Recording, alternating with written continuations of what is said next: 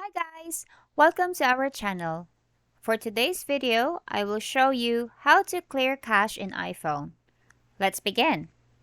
So clear cache, for those who are not tech savvy, not sure what clear cache means, it means, just clearing or cleaning your browser history. So everything that you've accessed previously, all websites that will be erased.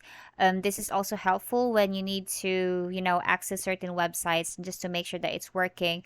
If there are cached websites that's stored in your phone, sometimes the websites that you need to access is not working, so it's like refreshing your browser. So for iPhone users, your default browser is a Safari, so you can go to settings. From settings, guys, just look for Safari here. So just scroll down and hopefully I could locate Safari. So there, so I have Safari here. Once you're in that page, just continue to scroll down, and then you would see here clear history and website data.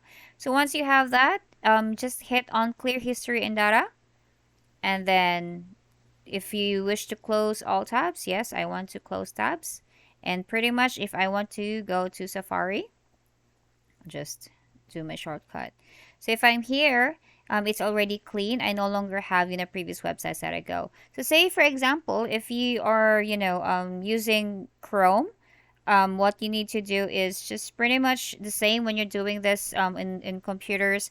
Go to lower right. There's like three dots in there. And then click on history. And then you could clear browsing data is on the left, page. And once you're there, just hit on clear browsing data. And then just hit on clear browsing data here, and then you're all set. So that's it. If you like this video, please hit on like. Thank you for watching. Goodbye.